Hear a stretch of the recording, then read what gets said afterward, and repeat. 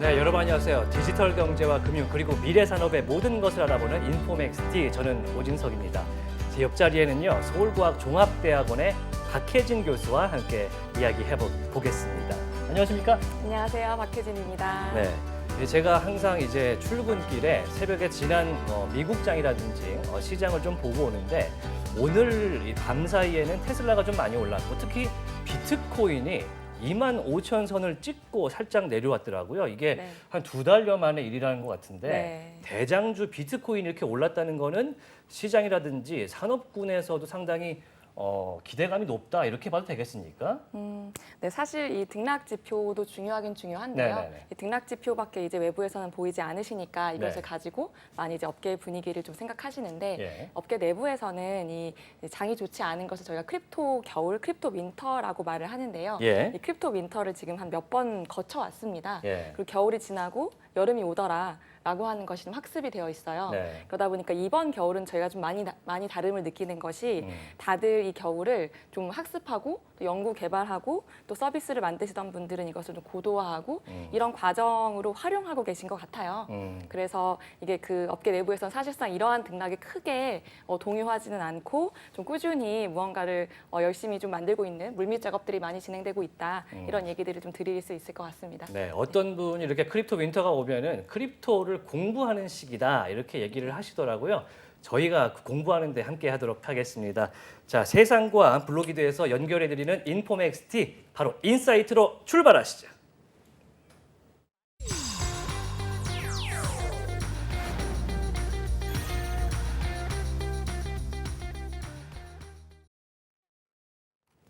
네, 세상에 차고 넘치는 넘쳐나는 정보 속에서 균형 있는 인사이트를 전해드리도록 하겠습니다.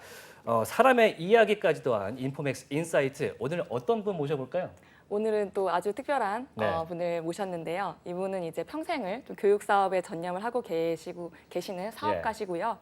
그런데 요즘에는 이 크립토를 아주 좀 재밌고 특별한 방식으로 사람들에게 많이 알리고 또 교육을 하는 그러한 또 비즈니스를 확장해 가고 계시는 분입니다. 네, 스마트셀 김문수 대표님 모셔봤습니다. 네, 스마트스 김문수 대표님 인사하겠습니다. 안녕하십니까? 네. 안녕하세요. 반갑습니다. 네, 김문수 대표님은 제가 이제 찾아보니까 제가 이제 학창 시절에 공부했던 교과서를 만드신 분으로 또 유명하신데 교육 사업 하시다가 최근에는 블록체인 업계로도 넘어오셨습니다. 저희가 오늘 주제를 김문수 대표님과 함께 이 디지털 보상 관련된 이야기를 좀 해보려고 해요. 네.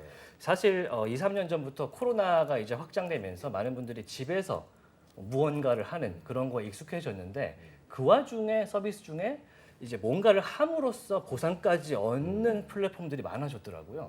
게임을 해서 뭔가를 얻는다든지, 그렇죠? 걸어서 B2E. 운동을 하면은 또 보상을 받고, M2E. 이런 것들이 나왔는데, 맞습니다. 이 개념은 어디서부터 시작됐나요? 네. 핵심을 말씀드리면 세상의 흐름이 주입식에서 네. 참여식으로 바뀌어 가고 있기 때문에 주입에서 참여로. 참여식으로. 예전에는 공부를 가르칠 때도 주입식으로 가르쳤거든요. 네. 근데 지금은 제가 그렇게 스스로 알 수 있게 예. 가르쳐 드리고 있죠. 마케팅도 마찬가지입니다. 음. 예전에는 광고 중심의 주입식 마케팅이 성과가 좋았어요. 근데 언제부턴가 기업들이 눈을 뜬 거죠. 일방적인 주입도 좋지만 함께 소비자들을 참여시킬 때 더 성과가 좋더라. 좋더라. 이것을 깨닫게 되니까 음. 이 암호화폐의 등장 이전에도 굉장히 많은 기업들이 보상형 광고를 시도하고 좋은 성과를 이어왔습니다. 그러니까 마케팅에 참여하면 보상을 주는 그렇죠. 개념. 예. 예를 들어서 스마트폰의 잠금 화면을 열어도 보상을 받고, 예. 내가 신용카드를 특정 카드를 잘 쓰면 포인트를 받고, 예. 네, 그렇죠. 스마트폰 통신사도 오래 쓰면은 더 포인트를 받고, 이런 것들이 즉 기업이 돈을 벌었을 때 그 성과를 혼자 가지는 것보다 소비자들과 함께 좋은 방법으로 나누어 가지는 것이 더 마케팅에 좋더라. 이걸 깨달아왔던 것이죠. 근데 그러다가 과거의 포인트는 자기 것만 쓸 수 있었어요. 자기 것만. 네, 자기 브랜드 상품, 자기 기업에 대한 것만 쓰게 했었죠. 현대카드, 독립적으로. 현대카드 맞아요. 포인트만 쓸 수 있고요. 범용성이 네. 부족했던 네. 것이죠.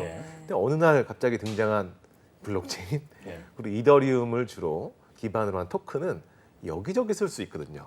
심지어 토큰끼리 혼합할 수도 있어요. 교환도 되고. 교환도 되죠. 예. 우리가 어떤 카페에서 커피를 10잔 먹으면 도장을 받아서 한 잔 더 먹을 수 있지만, 그 종이를 다른 카페에 가져가면 커피를 주진 않아요. 이게 뭐야 이러겠죠. 그렇죠. 예. 그런데 토큰으로는 결합도 시킬 수 있거든요. 이런 것들이 원래 우리에게 있었던 보상형, 참여, 이런 이벤트, 운동을 매우 디지털로 잘 측정할 수 있고 그러다 보니까 아주 재미있는 아이디어랑 결합이 돼서 방금 앵커님 말씀처럼 예. 걷거나 운동에도 보상을 해주고 예. 심지어 공부를 해도 보상해주고 잠을 자도 잠을 자도 보상해- 보상해주고 예. 게임을 해도 보상해주는 흥미로운 시대가 열린 것 같습니다. 이렇게 뭐 보상까지 가는데 가상자산 업계랑 이렇게 연결이 되면서 이제 웹3라는 개념이 거기 그렇죠. 포함이 되는 거잖아요. 네. 그래 요거를 제가 찾아보니까 X2 음. on이라고 보통 하더라고요. 네. 통칭해서 뭔가를 X2 on. 네. 하면은 네. 얻게 된다. 네. 이 방식이 최근에 또 주목을 받게 된 게 코로나뿐만이 아닐 것 같아요. 네. 어떤 이유가 있을까요? 방금 말씀하신 것처럼 뭐 게임을 하면 예. 언을 할 수 있다 그래서 보통 얻게 되는 거. 맞아요. 예. 플레이 투 언이라고도 하고 예. 또 공부를 하면 얻게 되는 것을 learn to earn이라고 예. 해서 다양한 X to on. earn 활동들이 일어나고 있는데 예. 가장 재미있는 포인트는 보상을 자기가 영구히 간직할 수 있다. 그리고 자기가 보다 체계적으로 믿고 관리할 수 있다는 것 같아요. 왜냐하면은 이런 사람의 행동을 보상하는 거는 아주 오래전의 역사에서 시작이 되었어요. 1960년대부터 시작이 되었거든요. 예. 그때는 뭘로 보상을 했냐면 마음이 아픈 사람들이나 어린이들을 치료하거나 교육할 때 예를 들어 방에 청소를 잘하면 조그만 종이 쪼가리를 주고 또 우리가 어릴 때 종교 기관에 가면은 예. 성경 말씀이나 경전을 읽으면 달란트라고 달란트, 불리는 종이를 그죠? 줘가지고 학용품으로 바꿀 수가 있었어요. 어. 근데 그런 거는 효과는 있었는데 문제는 뭐냐면 잃어버릴 수도 있고 누가 또 위조할 수도 있었어요. 그렇죠. 그래서 당시 논문을 찾아보면 이런 보상, 행동 보상에 대한 것이 효과는 좋은데 네. 그 토큰이라고 하는 것이 아날로그 형태이기 때문에 예. 좀 위험할 수 있다 이런 한계가 많이 있었어요. 네. 그런데 블록체인이 활성화되면서 영구히 비가역적으로 존속할 수 있고 나만의 것으로 관리할 수 있는 그런 시대가 열려가고 있거든요. 예. 그러다 보니까 그것을 먼저 깨우친 기업들이 블록체인의 이 비가역성을 활용해서 과거의 포인트, 리워드, 토큰 등을 결합을 해가지고 예. 소비자들에게 훨씬 더 매력적으로 제시하고 있는 것이죠. 그리고 이런 걸 잘 이용하면은 보상의 주기와 방법도 다양하게 할 수 있어요. 예를 들어서 처음에 왕창 드릴 것이냐, 아니면 오래 사용하는 분들께 더 많이 드릴 것이냐, 그리고 누적적으로. 네, 깜짝 이벤트, 어느 날 갑자기 또 드릴 것이냐, 아니면 규칙대로만 드릴 것이냐, 이런 것들이 아주 지금 실험적으로 사업자 막 입장에서도. 개선되고 있는 네. 것이죠. 네. 그럼 이게 블록체인의 본성 자체에 디지털 보상이 있는 것이 아니고 그렇죠. 인간의 본성 자체에 맞아요. 디지털 보상이라고 하는 것이 맞아요. 이제 잘 활용할 수 있는 맞아요. 내재화되어 있는데 그것이 블록체인이 가지고 있는 여러 가지 기술적 특성에 의해서 맞아요. 훨씬 더 활용 가능해졌다라고 이게 말씀하시는 정말 맞는 거죠. 말씀인 게 우리가 세상을 바꾸려는 많은 사람들이 있거든요. 네. 기업도 있고 정치 지도자도 있어요. 그런데 세상을 바꾸려는데 사람들의 행동을 바꾸지 않고 바꿀 수 있을까요? 절대 불가능해요. 자신이 권력을 가지려면 자신을 뽑아주는 사람들의 행동을 바꿔야 되고 또 기업이 신제품을 내서 인기를 얻으려면 그 제품을 위해서 기존 제품을 쓰지 않는 행동의 변화가 필요해요. 그렇죠. 이런 행동의 변화를 이끌어내는 욕망은 늘 있어 왔는데 이 블록체인 때문에 그걸 더 잘할 수 있는 편리한 시대가 열리고 있습니다. 제가 여기서 살짝 궁금한 거는 이제 가상자산 블록체인하고 연결이 되는데 요게 궁극에는 보상이라는 게 코인이나 토큰 같은 걸로 되잖아요. 네. 요게 굳이 필요하냐 음. 이런 얘기를 또 물어볼 수 있거든요. 그렇죠. 예.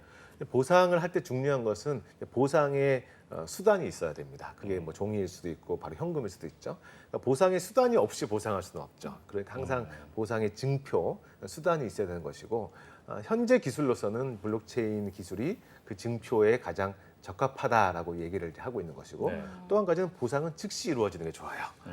그것을 차일피일 미루면 즉각적으로 보상 효과가 많이 내려갑니다. 근데 블록체인 기술을 활용하면 어떤 행동을 했을 때 바로 즉시 보상할 수 있는 기법들이 많이 있거든요. 이런 것 때문에 훨씬 더 보상의 수단으로 주시는 분이나 받으시는 분이 편리해지는 것을 느끼고 있습니다. 그러니까 이제 인간 본성상 그렇죠. 뭔가를 했을 때는 네. 보상받기를 원하게 되는데 네. 이게 이제 사업으로 연결이 되면서 되면서. 블록체인까지 그렇죠. 연결이 됐다. 네, 네. 그것이 X2on이다. 예. 이렇게 정리를 해볼 텐데 네. 그럼 기업들이 사실 그 전에는 그냥 내 어플 안에서 뭔가를 했을 때는 포인트도 주고 하면 되는데 그렇죠. 이제 블록체인 돼갖고 다 위아더 월드가 됐으면 그렇죠. 좀 운영할 때 방향이 좀 바뀌어야 될 것 같은데 네. 기업의 이 사업 방향 디지털 시대에는 어떻게 되나요? 이게 아주 중요하고 어려운 부분이에요. 예. 사람의 행동을 바꾸려면 보상이 아주 중요한데 또 한 가지 놓치지 말아야 될 것은 사람은 보상만으로 행동을 바꾸지는 않아요. 아 그래요? 네. 사람은 실리와 명분을 동시에 고려합니다. 실리 명분. 네. 지금의 X2On의 주로 기업들은 아직은 초기 단계다 보니까 예. 실리에 더 집중하고 초점을 있는 것 하죠. 같아요. 네. 네. 그래서 걸으면 한 달에 얼마를 벌었다, 뭐 게임을 하면 얼마를 드린다. 주는 거에. 그렇죠. 예. 근데 이것은 초반에는 나올 수 있는 현상이지만 영원히 이렇게 볼 수는 없어요. 지속 명분이 가능하지 중요해요. 않다. 네. 명분이 뭐냐면 명분은 한자로 풀었으면 이름명, 신분분. 즉 사람은 이름과 신분에 따라서 마땅히 지켜야 할 법칙이 있다는 아주 예전에 우리의 사상이 반영된 이름 뜻이에요. 지금은 명분은 우리가 어떤 일을 할 때 내세우는 핑계나 이유를 말하죠. 근데 그렇죠. 제가 생각하기에는 명분은 지금 시대에는 기업이 돈을 벌어야 하는 명확하고 분명한 이유를 저는 명분이라고 재해석을 하고 싶어요. 이 명확하고 분명한 이유를 제시할 때 사람들에게 신뢰도 줘야 되고 비전도 제시해야 되고 그리고 금전적인 보상이 가지는 맥락, 의미도 알려줘야 되는 것이죠. 그리고 예. 사람들은 어떤 경우에는 금전적인 보상이 없이도 용감한 행동을 하는 경우가 많아요. 그렇겠죠. 얼마 전에 태풍이 왔고 물이 예. 잠겼을 때 전혀 보상 없이도 위험한 사람을 향해서 그냥 뛰어들어서 구하는 예. 시민들이 있거든요. 그래서 앞으로 많은 기업들이 사람의 심리, 행동을 연구할 텐데 실리와 명분, 명분과 실리를 함께 고민하고 또 더 나은 전략을 찾아갈 것이라고 생각합니다. 일단은 뭐 교육자이시기도 하니까 네, 블록체인 사업가이기 전에 네. 교육자이셨으니까 이제 행동주의적인 네. 생각을 말씀해 주시는 것 같은데 네. 최근에는 사실 네. 많은 분들이 X2On 이 네. 보상을 얻는 무언가를 했을 때 네. 뭔가에 집중하기보다는 뒤에 보상을 얻기 때문에 이 플랫폼이나 서비스가 인기가 높아지는 경우가 네, 있었어요. 네, 네. 이런 현상 보시면서 어떤 생각하셨어요? 그 현상은 반드시 필요한 현상 중에 하나입니다. 필요하다. 네, 왜냐하면은 어떤 시스템을 새로 활성화시키려면 초창기에 오는 분들이 필요하고 장기적으로 머무는 분들이 따로 필요해요. 초창기에 활성화되는 힘이 있어야 실질적인 진성 사용자, 요새 말하는 찐 사용자들도 네. 올 찐 수가 유저. 있거든요. 찐팬. 유저가 네. 찐팬도 올 수 있는 거죠. 예. 그래서 처음에는 좀 과한 면이 있더라도 그런 네트워크 효과를 만들기 위해서 예. 보상만을 위해서 참여하는 분들의 가치를 무시할 수는 없습니다. 그런 분들의 힘이 한번 유입이 되어야 또 그 다음 에너지가 만들어질 수 있거든요. 그런데 거기서 그 기업이 추구해야 될 방향성은 그것이 영원하지 않아요. 항상 영원한 건 없거든요. 유행이 되잖아요. 유행이 되고 예. 화려한 것은 언젠가 지게 되어 있죠. 예. 그때 다시 본질 가치를 잘 만들어서 이 서비스에 진심으로 좋아하는 분들을 더 우대하고 또 장기적으로 머무는 분들을 잘 챙겨야 함을 알 수 있죠. 이게 보상으로 획득하는 코인이나 토큰이 실제 세상에서 의미 있는 어떤 가치를 가져야만 사람들이 네. 참여할 것 같거든요. 네. 그런데 여기서 문제는 이 코인이나 토큰이 음. 실제 세상에서의 가치를 어떻게 가질 수 있느냐, 음. 그리고 이 가치가 지속될 수 있느냐 네, 이런 네. 것들이 좀 고민일 것 같아요. 네네네. 가치는 이제 물질적 가치가 있고 비물질적 가치가 그렇죠. 있을 수 있는데요. 물질적 가치는 아주 기본적인 욕구인 거죠. 그거는 우리가 존중해야 되는 가지고 것이죠. 싶은 거니까. 가지고 싶어야 되고 또 예. 생존해야 되니까요. 예. 근데 과거에는 이 포인트나 마일리지를 모았을 때 물질적 가치로 바로 바꾸기에는 좀 쉽지 않았어요. 내가 가지고 있는 마일리지를 어디 가서 현금으로 바꾸기에는 쉽지 않았거든요. 요즘에야 조금 그렇죠. 생겼죠. 네. 예. 근데 지금은 암호화폐를 매개로 해가지고 이렇게 하다 보면은 거래소에 현금화할 수 있는 루트들이 많이 생겨났어요. 예. 네. 그리고 더불어 그에 대한 규제 마련도 같이 진행이 되고 있고요. 그래서 이 물질적으로 자신이 보다 피부에 와닿게 현금화할 수 있는 시대가 되었고요. 또 NFT 등을 통해서 네. 내가 그걸 당장 돈으로 바꾸지 않더라도 나만의 특별함을 표현하거나 내가 특별한 관계에 있다는 걸 보여주거나 비물질적 가치 그렇죠. 말씀하시는 특별한 거죠? 멤버십의 네. 혜택을 받고 있다는 것을 보여줄 수 있는 통로가 많아졌어요. 예. 사회적 지위를 보여줄 수 맞아요. 있고요. 네. 그리고 그런 사회적 지위를 디스코드나 SNS에 자랑을 하고 있어요. 네. 그러니까 이것들이 절묘해지는 거죠. 그러니까 최근에 인스타그램이나 이런 기업들도 트위터에서도 그렇고요. 자신이 네. 가지고 있는 멋짐을 트위터에서도 보여줄 수 있도록 장려하고 있기 때문에 기업들은 물질적인 보상 또 비물질적인 보상을 동시에 제시할 수 있는 시대가 된 것 같습니다. 이제 NFT가 얘기가 나와서 말인데 이제 대표님께서 운영하고 있는 서비스가 블록체인 기반의 메타버스 게임이라고 할까요? 뭐 도시 문명을 네. 운영하는 그런 건데 요거는 어떤 시스템으로 구성이 되어 있습니까? 네. 우리가 보통 NFT 프로젝트를 볼 때는 세계관을 한번 잘 들여다보는 것이 굉장히 중요하거든요. 세계관, 네, 왜 만들었는지, 스토리. 네. 스토리, 예. 어떠한 컨셉으로 배경, 만들었는지, 네. 예. 창작자가 무슨 생각으로 만들었는지를 예. 들여다보면 굉장히 많은 프로젝트의 진정성과 또 성장성을 느껴볼 수가 있습니다. 제가 만든 것은 디네이션즈라고 하는 것인데 유엔이 지구상에 있는 국가들의 연합이라면 가상의 세계가 앞으로 많이 커질 텐데 네. 가상의 세계에서도 국가들의 연합을 만들어 보고 싶었어요. 그래서 이름하여 Decentralized Nations라고 하여서 디네이션즈라고 만들었습니다. 말 그대로 게임이죠. 예. 근데 여기서는 사실은 목적은 사회를 시뮬레이션 하는 데 주 목적이 있어요. 우리가 게임도 여러 가지 장르가 있잖아요. 근데 혹시 어렸을 때 기억나시는 게 심시티라는 게임이 도시 있었어요. 건설 도시 게임. 건설 네. 게임. 예. 이 심시티의 심이 시뮬레이션의 약자예요. 지금도 하고 있습니다. 지금도 근데 심시티라는 게임이 게임으로도 많은 인기를 얻었지만 예. 사회 실험의 도구로도 많이 쓰였어요. 그럴 것 같습니다. 네. 그리고 심지어 미국에서는 시장 선거에서 자신의 후보들이 공약을 심시티에 만들어서 평가를 받기도 했었어요. 그래서 이 심시티라고 하는 것이 굉장히 사회적인 또 교육적인 아주 재미있는 의미가 있었던 제품이었는데요. 예. 근데 심시티는 자기 도시에서만 할 수 있어요. 근데 디네이션즈는 전 세계 국가들을 대상으로 자신의 영역을 만들어 볼 수 있어요. 또 한 가지는 심시티에도 이미 그 안에 코인도 있고 게임 안에 재화들이 다 들어 있어요. 그게 NFT인가요? 아니죠. 심시티는 아직 NFT를 적용은 심시티 안 말고. 했죠. 네. 아, 예. 근데 디네이션즈에는 그런 것들을 NFT화 해놔서 하거나 토큰화하거나. 밖에서 코인으로 또 교환할 수 있도록 장치가 되어 있고요. 또 한 가지 재밌는 거는 유엔은 총 몇 개국이 있는 줄 아세요? 193개국이 있는. 그렇죠. 정확하십니다. 정확하시 교수님답습니다. 근데 디네이션즈에는 195개국이 있어요. 두 왜 개가 더 그러냐면 있네요. 두 개가 뭐냐면 대만과 팔레스타인이에요. 아, 대만과 팔레스타인은 현실 세상에서는 이러저러한 이유로 인정받지 못하고 국가를 있는. 인정받지 못하고 있어요. 예. 근데 가상의 공간에서는 얼마든지 그걸 뛰어넘어 볼 네. 수 있는 거예요. 룰을 만드실 수 그리고 있죠. 네. 한 국가당 국가 NFT는 1000장으로 이루어져 있어요. 음. 누구를 대통령으로 뽑을 것이냐. 여기서는 그 카드를 가장 많이 가지고 있는 사람을 대통령으로 대우해줘요. 그러면 자기가 그 나라를 이끌어보고 또 정책을 집행해 볼 수 있도록 되어 있습니다. 대만 분들이 굉장히 좋아하겠네요. 희망컨대 앞으로 되길 바랍니다. 네. 지금 들어보니까 사실 이런 부동산 컨셉의 네. 블록체인 메타버스 게임 네. 이런 것들이 상당수 최근에 네. 인기를 끌고 네, 있어요.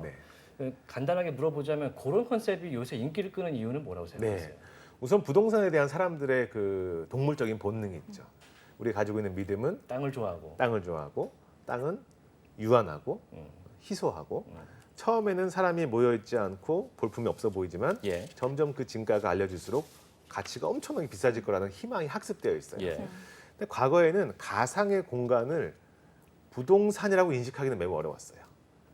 부동산 NFT를 말씀드리기 전에 가상의 공간을 뭔가 사람들이 돈을 매기거나 가치를 느끼기에는 매우 낯설었는데 아까 말씀하신 것처럼 이제 코로나 팬데믹을 지나면서 또 많은 시장의 기업들이 나오면서 이제는 가상의 공간에서 공부하고 과외도 받고 또 회의도 하고 만나고 거기서 기업들의 광고도 이루어지고 예. 심지어 남녀 간의 소개팅이나 데이트까지 이루어지고 가상 학교까지 나오는 시대가 되었어요. 그렇죠. 그러니까 가상의 공간이 우리 머릿속에서 커지고 있어요. 당연히 우리 과거에 알고 있던 학습처럼 그 공간에 대한 부동산의 소유권의 욕망이 함께 성장하는 것이죠.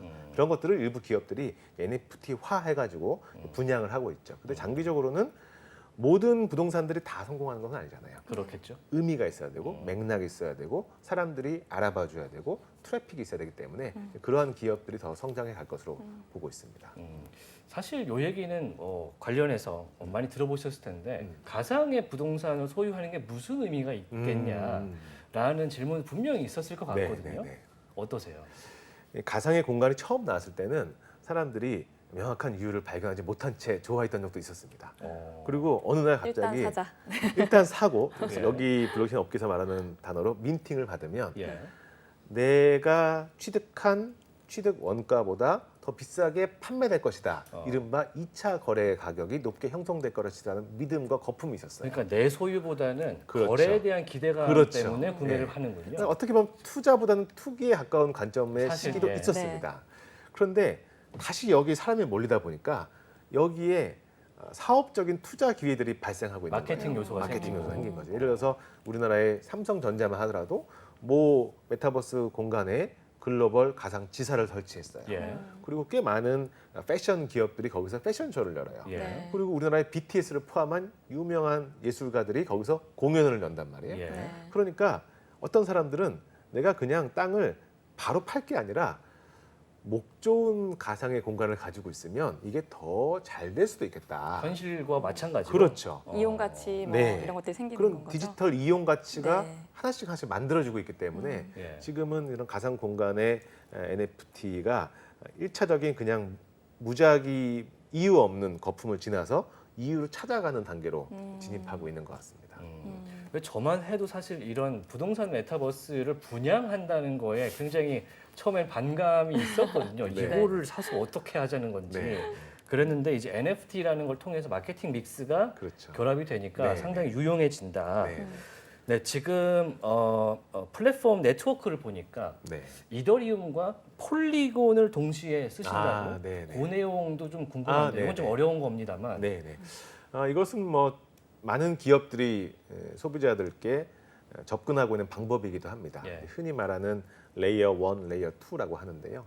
디네이션즈 같은 사례에서는 국가 소유권은 이더리움 기반으로 NFT가 발행되어서 유통되고 있어요. 국가 소유는 네, 국가 아까 소유권은 천장에 천장의 국가 국가 소유할 수 있는 소유권은 천장의 권한들. 그런데 국가 소유권은 좀 가격이 비싸요. 그래서 이더리움을 한번 송금할 때 걸리는 수수료가 약 10,000원 정도 돼도 감당하는 정도가 충분히 되는데 랜드 조각 하나는 하나에 5만 원에서 10만 원 정도예요. 그러니까 더 낮은 수수료가 필요하고 또 굉장히 활발한 거래가 일어나요. 그래서 폴리곤 등의 2차 레이어를 제공하는 이더리움 기반의 파생 블록체인에서는 훨씬 더 빠른 속도와 낮은 수수료가 있기 때문에 예. 기업이나 소비자들이 선호하는 경향이 되어가고 있어요. 그래서 저희는 양쪽의 시스템을 구축해서 각각의 장단점을 결합해서 이용하고 있습니다.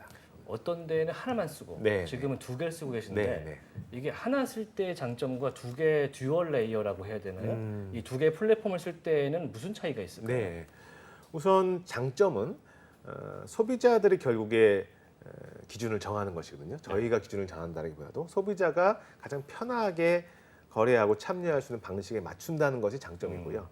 단점은 설명을 2번 해야 돼요. 새로 가입하신 분들께 이거는 이더리움, 이거는 폴리곤. 그래서 그런 어려움도 있지만 사실은 지금 이 블록체인 생태계 전체가 함께 학습해 가고 있고 예. 이러한 방송을 통해서 학습을 시키고 있는 과정이기 때문에 네. 장기적으로는 많은 기업들이 너무 새로운 플랫폼을 쓰기는 부담스럽지만 어느 정도 안정되고 자리 잡은 플랫폼들은 섞어서 쓰는 경우도 충분히 나올 수 있다고 보여지고요. 또 한 가지는 비트코인마저도 이더리움 방식으로 포장, 랩해서 거래하는 파생 상품들이 나오고 있거든요. 그래서 네. 앞으로 점점 더 많은 이 프로토콜들이 결합되고 호환되는 형태로 바뀌어가는 것은 거스를 수 없는 대세라고 생각을 하고 있습니다. 섞어서 쓰는 것이 조금 더 안정적일 가능성이 높다. 네.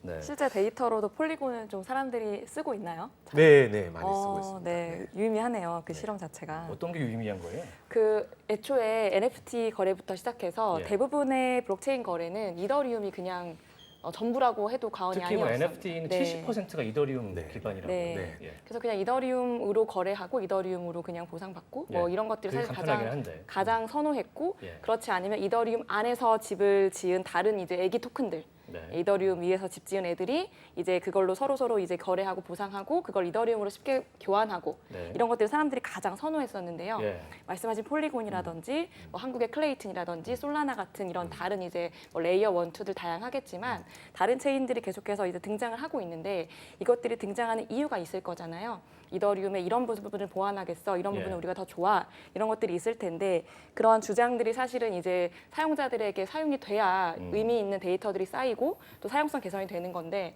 말씀하신 폴리곤 같은 경우가 사실 가장 많이 주목을 받았었어요. 예. 작년에 이더리움이 그 가스비라고 하는 수수료가 높았을 때에는 한 번 거래할 때 몇십만 원 정도의 이제 거래 수수료를 내면서 거래를 했었어서 제가 뭐 친구에게 생일 선물로 어떤 NFT를 사려고 $20짜리 NFT를 사는데 네. 가스비만 $200를 냈습니다. 네. 네, 그래서 $220짜리 선물이다. 수수료를 네. 20만 원짜리 샀는데 20만 원 냈어요. 2만 원짜리 사는데 아, 20만 원을 냈어요. 저런. 네, 그래서 그런 일이 벌어지기 때문에 다들 많은 분들이 폴리곤을 실험을 하고 싶어 하셨었어요. 예. 그런데 이제 그게 사실은 유의미한 사용자 수가 나와야지만 데이터가 좀 어느 정도 나오는 건데 이제 폴리곤의 실험이 어느 정도 좀 자리를 잡아가고 계신 것 같아서 네. 굉장히 신기합니다. 이더리움 좀 있으면 뭐 업데이트 소식도 있기 때문에 네. 그때 또 한번 들어보도록 하고 지금 운영하고 계신 플랫폼이 또 다른 게 또 있다는데 원래 교육자이시니까 네, 교육 기반의 이제 아까 말씀하신 네. 런 투 원 배우면 보상을 주는 그런 아주 시스템도 흥미롭습니다. 있다는데 이거. 네. 그거는 어떤 겁니까? 우선 크립토 MBA라고 하는 학교가 있었어요. 크립토 MBA. 네. 진짜 만드신 굉장히 걸로 생소한데. 알고 네, 있는데요. 암호화폐의 역사와 또 기술적인 원리, 네. 또 경제적으로 어떻게 쓸지를 집중적으로 알려주는 학위 과정, 석사 학위 과정이었는데 실제로 있는 실제로 학위로. 있는 네. 학위 아, 과정인데 그래요? 그 과정을 가장 먼저 시작한 나라가 대한민국입니다. 굉장하네요. 네. 그리고 몰랐습니다. 제가 그 과정의 설립 주임 교수였고요. 예. 그래서 지금은 학교를 퇴임했지만 조금 더 이거를 전 세계 사람들한테 알려보고 예. 싶었어요. 크립토 MBA는 당시 한국에 있는 분들만 대상으로 했었는데 예, 예. 그래서 이른바 크립토 컬리지라고 하는 가상 세계에서의 미네르바 스쿨 같은 것을 만들었어요. 네. 암호화폐에 대해서 집중적으로 공부하는. 예. 지금 얼마 전에 백서가 공개됐고요. 그래서 일반적인 대학은 학생이 등록금을 내야 공부를 배울 수 있지만 그렇죠. 여기는 공부를 하면 보상을 받을 수 있어요. 오 신기하네요. 그리고 그 보상의 재원은 이러한 프로젝트를 응원하고 후원하는 기업들에서 나옵니다. 그래서 학생은 공부를 뭘 하냐면 처음에는 비트코인이나 예. 이런 암호화폐의 기본적인 내용을 배우지만 나중에는 아주 전문적인 논문도 배우고 또 때로는 최근에 기업이 발행한 암호화폐 백서도 분석해서 평가해보고 또 기업이 진행하는 웹3 신규 사업 계획서도 받아서 검토해보고 또 그 기업들은 후원금을 내는 형태로 지금 커주네요. 네, 크립토 컬리지를 공표하고 지금 예. 첫 번째 퀴즈 발행을 준비하고 있습니다. 일단 뭐 궁금하시거나 관심이 있으신 분들은 한번 네. 알아보는 것도 좋을 것 같은데 근데 문제는 뭐 공부하는 거에 대해서 보상을 나한테 주면은 좋겠지만 계속해서 받는 거에만 집중이 되면 결국에는 이 사업이라든지 이 서비스가 지속 가능하지 않을 수도 있다. 그렇죠. 이런 생각이 듭니다. 어떻습니까? 아주 정확한 말씀이십니다. 토큰을 잘 활용하면 기업이 광고비를 덜 쓰고도 더 빨리 고객을 모을 수 있는 멋진 장점이 있어요. 그런데 이에 대한 대가가 있어요. 예. 그 토큰의 본질적인 사업 가치가 연결되지 않으면 붐앤버스트, 거품이 금방 오게 됩니다. 그렇죠. 대부분의 프로젝트들이 처음에는 화려한데 오래 가지 못해요. 네. 방금 말씀하신 것처럼 이것들이 오래 가려면 그 기업에서 제공하는 실질적인 서비스를 사람들이 좋아할 이유가 명확해야 되고 또 그것이 경쟁력이 있어야 되고 또 그 보상을 넘어서 그 기업 자체가 너무 좋은 사람들이 많이 모여야 하거든요. 그래야 단기적인 투기의 과정을 넘어서서 그 기업의 충성 고객들이 많아지는 것이죠. 그런 것들을 아직은 이런 웹3 기업들이 많이 구현하기는 너무 초기 단계라서 이르고 이제 막 아까 박혜진 교수님 말씀처럼 마침 크립토 윈터를 지나면서 바로 그 2단계로 지금 우리가 지나가고 있는 것 같습니다. 그 저희가 공부 그래서 하고 있고요. 이제 궁금한 거는 네. 이렇게 보상으로 유지되는 플랫폼 서비스라면 네. 오래 가려면 기업들의 수익도 분명히 네. 딱 찍혀 있어야 될 것 그렇죠. 같아요. 수익은 어디서 납니까? 수익은 정확히 말씀드리면 도와주시는 분들의 참여로 대부분이 도와주시는 분들의 참여로 더 확장된 시장 점유율의 증가분에서 나옵니다. 도와준다는 건 스폰서 말씀하시는 아까 건가요? 응원하고 후원해 주신다는 예전에 어떤 코인 기업 관련된. 네, 예전에 어떤 기업이 코인을 발행하기 전에는 예. 시장 점유율이 20%였다라고 해볼게요. 네. 그것이 어떤 치킨 브랜드일 수도 있어요. 네. 근데 그 치킨을 좋아하는 분들에게 토큰을 나눠드리고 열성적인 팬들이 모여서 그 치킨의 시장 점유율이 40%가 되었어요. 그러면 20%의 시장 점유율이 확대됐겠죠? 네. 근데 그 20%에서 일부분은 고객 보상용으로 토큰으로 나갔어요. 나머지는 회사의 수익으로 올 수 있는 것이죠. 즉 포인트는 토큰을 발행한다고 수익이 장기적으로 지속될 수 있는 것이 아니라 네. 그것으로 인해서 더 시장 점유율이 넓어지고 단골 고객이 넓어졌는데 그 번 돈을 나 혼자 가지지 않고 회원들과 함께 가질 때 오래 갈 수 있는 형태로 정리할 수가 있습니다. 그러면 토큰에 연결할 수 있는 회사의 자산이 존재해야 그렇죠. 가능하다는 걸로 들리는데 그러면 이런 거에 좀 그런 그 활용하기에 유용한 혹은 유리한 그런 기업군들이 있을까요? 네. 요걸 가지고 이제 토큰 비즈니스 핏이라고 합니다. 네. 우리 인포맥스에서 토큰 비즈니스 핏. 네, 프로덕트 마켓 핏 같은 거네요. 얼마 전에 네. 방송에 나왔던 프로덕트 마켓 핏처럼 네. 토큰과 비즈니스의 적합성이 예. 있어야 되는데요. 뭐 치킨도 재밌는 네. 사례일 수는 있어요. 네. 조금 더 잘 맞을 수 있는 게 예를 들어 웹툰 이런 거는 한 명의 고객이 더 본다고 하여서 원가가 많이 들지는 않아요. 네. 디지털 컨텐츠들은 굉장히 잘 활용할 수 있죠.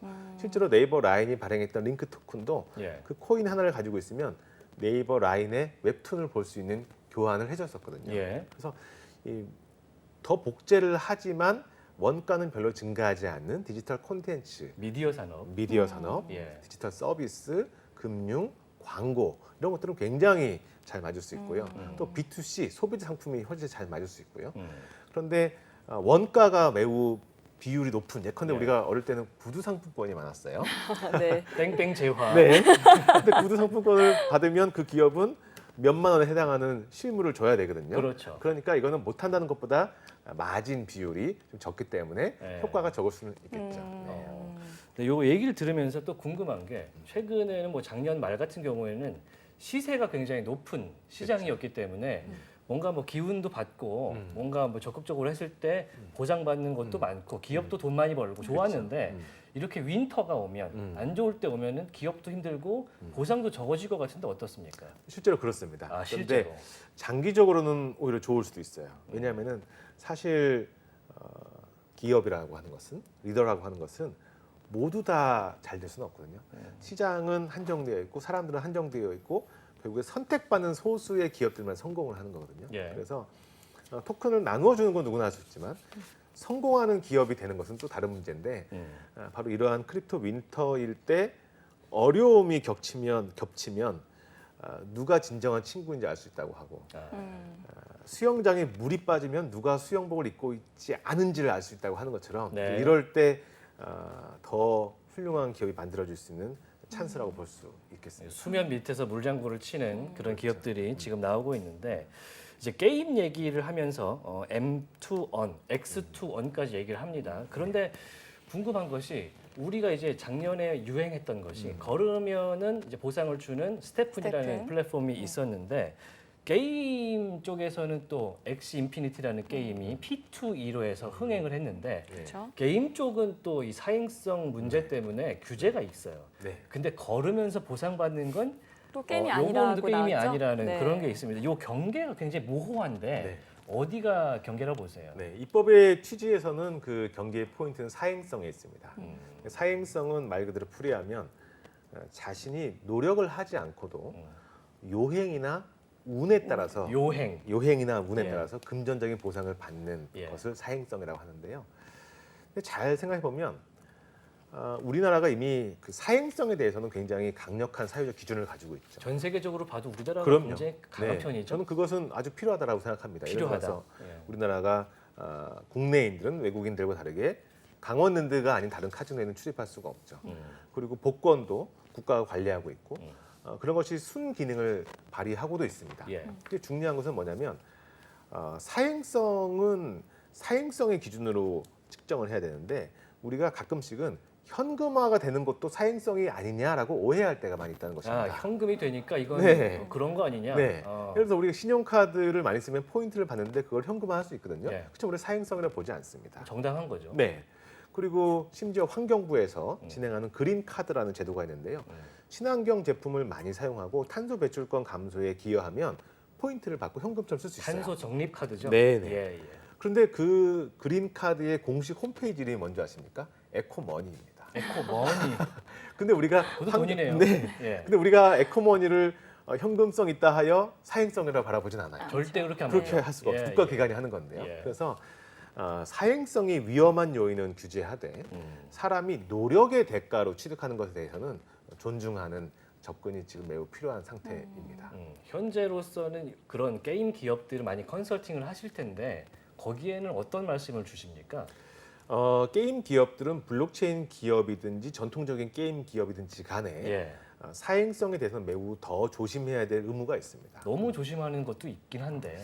그렇기도 하지만 일본도 그렇고요. 전 세계적으로 이 무작위 확률성에 의한 그런 아이템에 대해서는 다 같이 우려하는 목소리를 많이 그러니까 어려운 말이긴 한데 뽑기죠, 뽑기. 그렇죠, 예, 그렇죠. 네. 뽑기. 그리고 그런 것들을 아주 의도적으로 비즈니스 모델에 설계하기도 하고요. 예. 그래서 오히려 긍정적으로 생각하면 전통적인 게임이든 블록체인 게임 기업이든 간에 피할 수 없는 블록체인을 적용하고 확장하기 위해서 과거에 가지고 있던 사행성도 좀 더 점검하고 예. 보다 더 지속되는 가치와 사회적 재미를 추구해야 되는 기회이기도 할 수 있겠습니다.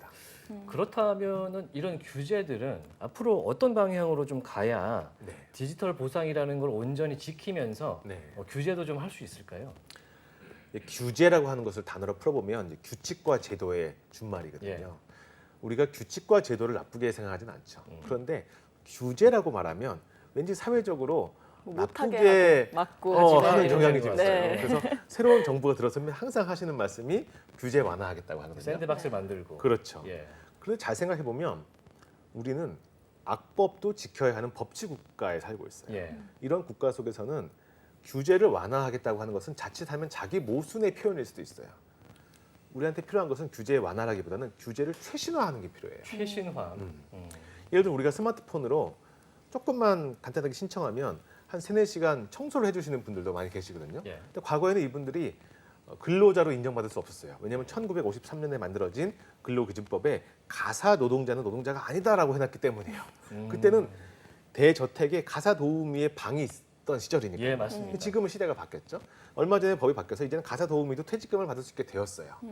항상 사회는 변해가고 있기 때문에 법도 함께 변해갈 수밖에 없습니다. 근데 중요한 것은 이 규제에 대해서도 결국에 사회의 변화에 따라서 법의 규칙과 제도를 갱신하고 최신화하는 것이 결국에는 법의 권위를 지키는 데 도움이 될 것이라고 생각합니다.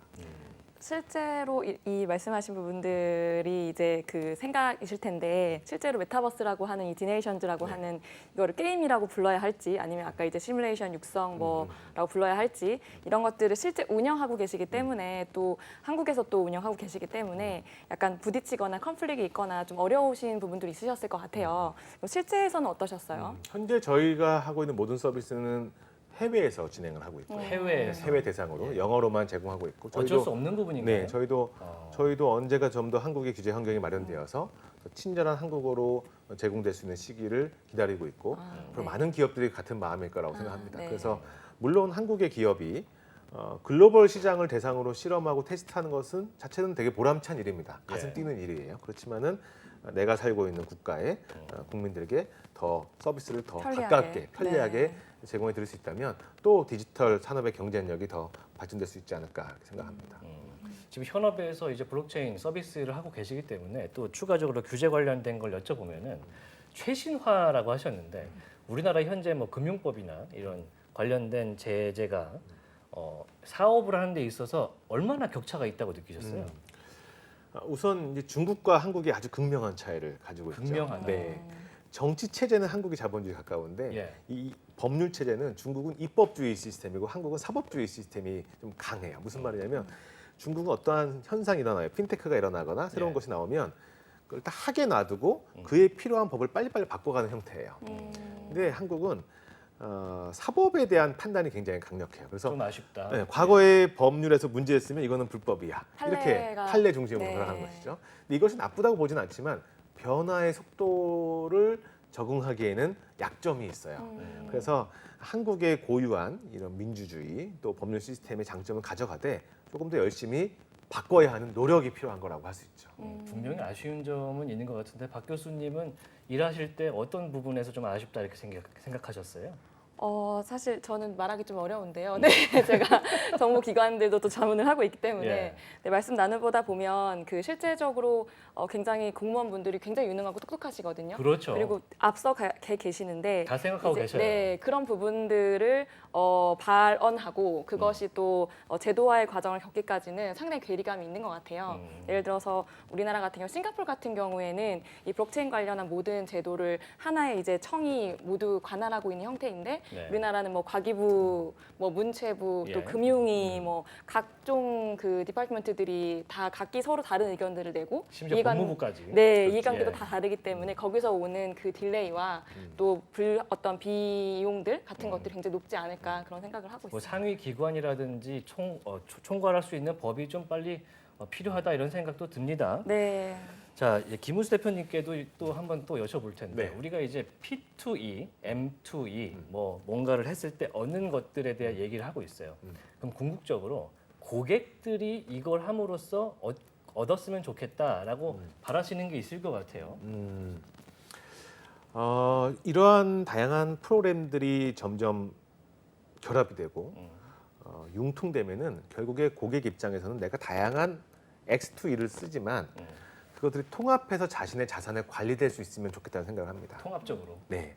지금 우리나라에서는 아직 암호화폐 거래소가 성장하는 단계에 있기 때문에 여러 가지 사회적 갈등도 있고 또 기회도 있는 상태인데요. 거래소조차. 그렇죠. 예. 근데 최근에서야 우리나라가 드디어 은행도 가상 자산에 대한 사업을 할 수 있도록 해석이 내려왔죠. 네. 그리고 우리나라가 이제 금산분리, 은산분리에 대해서 조금 더 진화된 입장으로 이제 향해 가고 있습니다. 예. 어떤 새로운 것이 자리를 잡으려면은 굉장히 많은 사람들의 참여와 도움이 필요합니다. 지금까지는 암호화폐에 대한 거는 암호화폐의 주요 사업자들 중심으로 고민해 왔다라면 앞으로는 그것을 우려하고 바라봐 왔던 일반적인 사회 기관들이 많이 참여할수록 오히려 장기적으로는 더 투명해질 거라고 생각합니다. 네. 예를 들어서 내가 달리기를 많이 해서 얼마 코인을 모았고 예. 또 공부를 해서 얼마 코인을 모았는데 그게 내 시중은행 계좌에 바로 확인이 된다면 너무 편하죠. 훨씬 편하고 예. 내 스마트폰 뱅킹에서 바로 영화 티켓을 바꿀 수 있다면 너무 편할 텐데 아직까지는 너무 불편한 장벽이 많고 절차가 많고 의심받아야 되는 과정이 많기 때문에 좀 이런 것들 우리 한국이 앞서서 특히 한국이 아시아에서 가지고 있는 민주주의적인 요소와 또 디지털에 대한 IT 속도의 인프라. IT 네. 인프라의 장점이 있기 때문에 이것을 한국이 아주 잘 치고 나갈 수 있기를 희망하고 또 응원하고 있습니다. 네. 자, 오늘 김문수 대표 이야기를 합니다. 10년 뒤에는 그러면은 지금 메타버스 서비스를 하고 계신데 어떤 산업이 장악을 하게 될 것이다. 예측하시는 게 있다면 10년 이야기 뒤요? 들어보도록 하겠습니다. 글쎄요, 이 사업이든 예. 어떤 예술이든 우리 세상을 바꿀 것들 뭐 네, 이런 게 그런 있을 것 것들은 같은데. 작은 성공은 한 사람의 꿈에서 만들어지는데요. 음. 큰 성공은 사회가 선택하는 것이거든요. 네. 결국에 다시 말씀드려 보면은 앞으로 10년 후에 한국이라는 이 위대한 사회가 예. 무엇들을 선택해 갈 것이냐에 대한 것으로 그 답을 비슷하게 찾아볼 수 있을 것 같아요. 저는 한국이 특히 인포맥스 이 방송의 개국을 진심으로 축하드리고요. 예. 앞으로 굉장히 많은 지식인들 또 미디어 또 교육계에 계시는 분들이 저는 우리나라가 네. 반드시 디지털과 블록체인을 주도적으로 흡수할 것이라고 믿습니다. 음. 그리고 그것 때문에 지금은 이 방송을 보지 못하는 유치원생이나 네. 초등학생들이 나중에 10년 후에 20년 후에 이 방송에 나와서 너무나 멋진 아이디어로 자기의 사업을 소개할 거라고 생각합니다. 네. 그렇게 되면 얼떨결에 저도 함께 조금 더 나아져 있을 것 같습니다. 네. 저희 뭐 연합뉴스 경제 TV 개국 축하까지 해주셨는데 오늘 출연 소감 들으면서 마무리하겠습니다. 네. 우선 이 프로그램이 저는 많은 국민들께 사랑을 받을 것 같습니다. 왜냐하면 지금은 그 어느 때보다도 경제를 이해하기 위해서는 연합된 정보의 파악이 매우 중요하고요. 그리고 인포맥스라고 하셨는데 상당히 방대한 정보들을 필요로 합니다. 네. 근데 그걸 다 볼 수가 없고 그 안에 숨겨진 의미를 인사이트를 찾아야 되는데 그렇죠. 바로 이 프로그램의 이름이 이미 그러한 뜻을 다 내다보셔서 만드신 너무 게 아닌가 칭찬하신 거 아니에요? 생각하고요. 그리고 또 오늘 초대해 주신 두 분께 진심으로 감사드리고 예. 또 이렇게 편하게 대화를 이끌어 주셔서 꼭 기회가 되면 다음에 또 한번 나와서 또 인사 나누고 싶습니다. 네, 또 모셔보도록 하겠습니다. 오늘 스마투스의 김문수 대표와 함께 이야기 나눠봤습니다. 고맙습니다. 감사합니다. 네, 인포맥스 D 오늘 저희가 준비한 내용은 여기서 마쳐야 될 것 같습니다. 오늘 보신 내용은요 유튜브 채널 연합뉴스 경제TV 채널에서도 다시 한번 보실 수가 있으니까 좋아요도 좀 눌러주시고 댓글도 써주시면서 필요한 내용, 듣고 싶은 내용 있으시면 담아주시면 감사하겠습니다. 자, 저희 내일도 알찬 내용으로 돌아오도록 하겠습니다. 시청해주셔서 대단히 고맙습니다. 고맙습니다. 안녕.